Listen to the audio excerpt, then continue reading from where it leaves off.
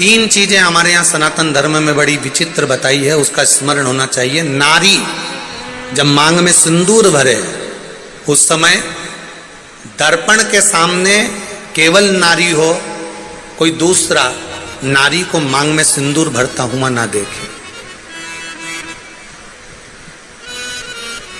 जब नारी गले में मंगलसूत्र धारण कर रही हो या 16 श्रृंगार जब नारी धारण कर रही हो, उस समय पर कोई ना देखे।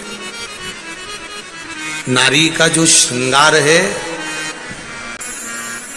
एक विवाह के समय पर और एक मृत्यु के समय पर। सौभाग्यवती नारी का श्रृंगार दो जगह पर भले सर्वरूप में देखा जा सकता है, क्योंकि बाराती सब बैठे रहते हैं और दूल्हा मांग भरता है, बाराती सब बैठे रहते हैं और दूल्हा मंगलसूत्र पहनाता है, सब लोग बैठे रहते हैं और पांव में बिछुड़ी दबाई जाती है, सब बैठे हुए हैं, मांग का सिंदूर भरा रहा। और एक अखंड सौभाग्यवती नारी जब जाती है, तब सबके सामने सब खड़े हैं और पति अपनी पत्नी को मांग में सिंदूर भरकर आखिरी में भेज देता है, भेजता। ये दो, पर इसके बीच में जो स्त्री का जीवन है, इसके बीच में जो नारी का जीवन है, एक बहू, मैं निवेदन करना चाहूंगा आज की बेटियों को, भले तुम पढ़ लो, लिख लो, डॉक्टर बन जाओ, इंजीनियर बन जाओ, कलेक्टर बन जाओ, एसपी बन जाओ, तुम्हारी मर्जी पड़े, तुम मिनिस्टर बन जाओ, मना नहीं, पर हमारे सनातन धर्म की संस्कृति से दूर मत हटना। मुख में हिंदी, माथे पर बिंदी, ये मेरे भारत की सनातन धर्म की निशानी आपके भीतर होना चाहिए।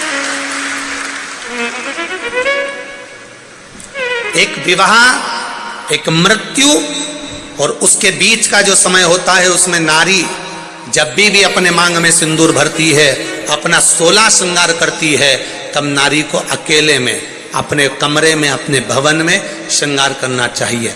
यहां तक शास्त्र कहता है कि छत पर खड़े होकर भी बाल नहीं बांधना चाहिए। एक बीठिका ने बाल बाए थे खड़े होकर छत पर, और तोते का बच्चा उड़ते हुए आया था और बकासी आने पर मुख में प्रवेश कर कर गर्भ में बैठ गया था। वो कथा भी हमारे यहां है। कंस का जन्म कैसे हुआ, ये आप सब श्रीमद् भागवत की कथाओं में सुन चुके हो कि नारी रजो धर्म में थी और रजो धर्म की वो नारी 3 दिन बाद केश धोकर बाहर गई और द्रुमलिक नाम का एक असुर ने देख लिया और वो उसके साथ में रहने लगा और उसके माध्यम से उसका गर्भ ठहर गया। यहां तक हमारे संवाद करते हैं, उसमें थोड़ा सा स्त्री को समझना है, थोड़ा सा नारी को समझना। आप करो श्रृंगार, आप करो श्रृंगार, आपका श्रृंगार करने को मना नहीं है। सास, ससुर, देवर, जेठ, परिवार, घर के बड़े, घर के बुजुर्ग खड़े हैं, उस समय पर श्रृंगार नहीं। आप जाओ अपने कक्ष में, श्रृंगार करके आइए, मना नहीं, पर किसी की सम्मुखता में नहीं।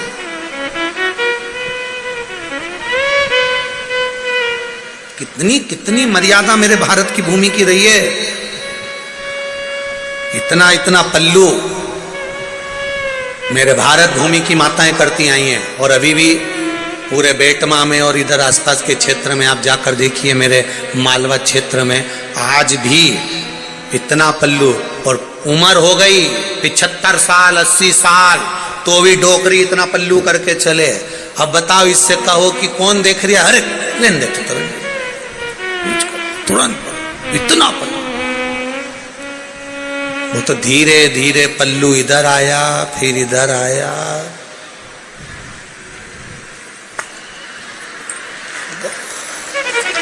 अब कहीं नहीं बचे आ जाए।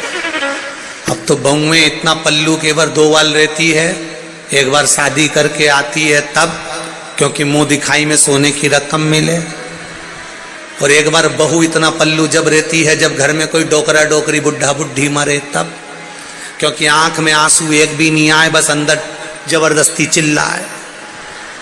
बस 2 बारी रोती, बस आंख में पल्लू इतना ही बस। और वो भी भगवान जाने ऐसी डिजाइन में रोती, इतनी डिजाइन में भगवान। वो एक बार हम तो यहीं की बात बताएं, मतलब कहाँ किसको बोलने जावे, यही क्षेत्र तुम्हारा ही क्षेत्र। कोई मरी गया तो हमने कहा चलो मिल ही आए। अब जाते जाते इतनी गए, एक झाड़ू लगा रही थी बहू, एक बर्तन मांज रही थी। जैसे कुंदी बजाई, इतने में छोरी चिल्लाई, सियोर वाला गुरुजी आया, और ये सब फेंक के जो पड़ी रोवा। फिर और हम बैठे जब तक रेडियो की आवाज एकदम तेज थी, जो तेज। और थोड़ी देर बाद फिर उनके पति वगैरह हमारे पास आके बैठे और उन्होंने कहा जाओ अंदर से पानी लिया। इतने में सब चुप, एक के मुंडे से मुंह ही नहीं निकले।